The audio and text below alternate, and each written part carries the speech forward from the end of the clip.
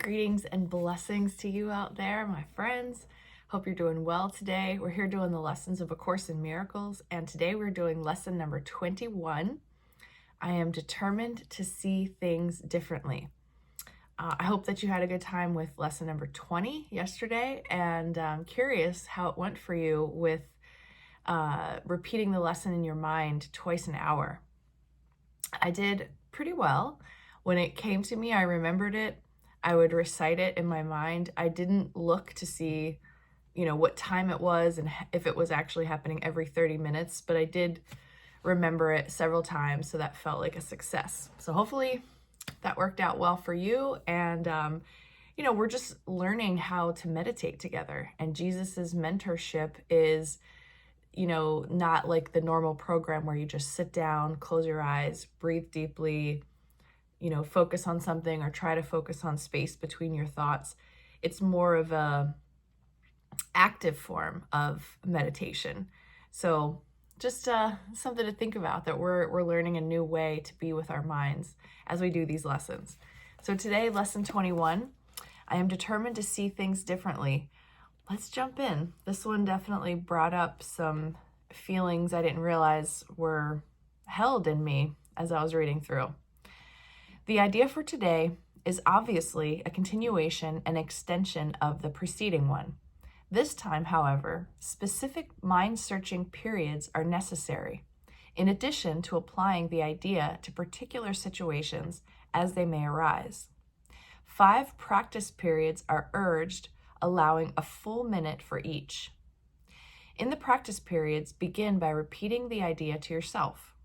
Then close your eyes and search your mind carefully for situations past, present, or anticipated that arouse anger in you.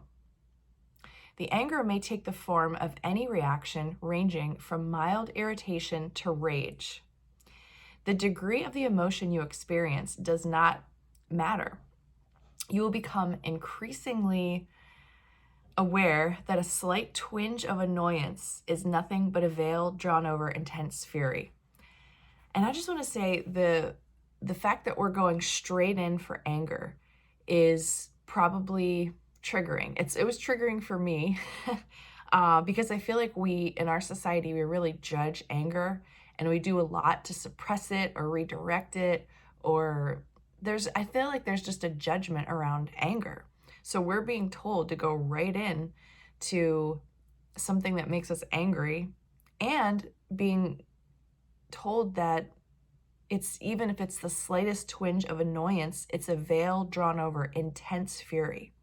So I think what Jesus is telling us here is that we all are carrying this around, and it's just part of having an ego and learning in our society that you're not allowed to express anger. So I think he's just telling us it's okay, that it's there, and we're doing these lessons to help you work through it in a more loving way, in a more functional way, without attacking yourself and attacking others. Okay, back to the lesson. Try, therefore, not to let the little thoughts of anger escape you in the practice periods. Remember that you do not really recognize what arouses anger in you, and nothing that you believe in this connection means anything. You will probably be tempted to dwell more on some situations or persons than on others, on the fallacious grounds that they are more obvious. And that's true, because that's exactly what my mind did. This is not so. It is merely an example of the belief that some forms of attack are more justified than others. As you search your mind for all the forms in which attack thoughts present themselves, hold each one in mind while you tell yourself, I am determined to see my ex-husband differently. I am determined to see the breakup period and the divorce differently.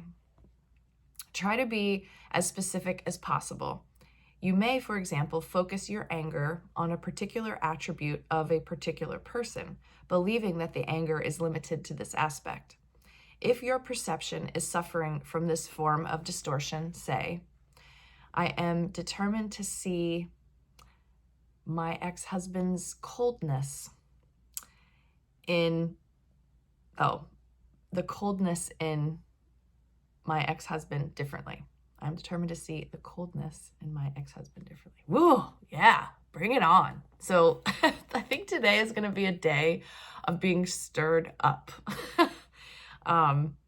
Yeah, so have a good time with this one. This is like very scary territory for me, honestly, because I think judging my anger is something that has caused me in my life to really repress it and not know how to process it and be with it and deal with it.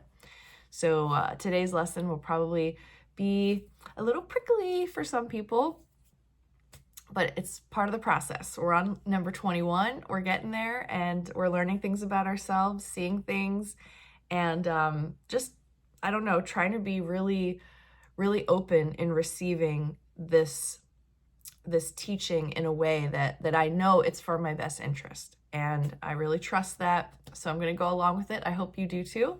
Your 5 practice periods today should be juicy and exciting. And yeah, have a good one. And I'll see you back again here tomorrow.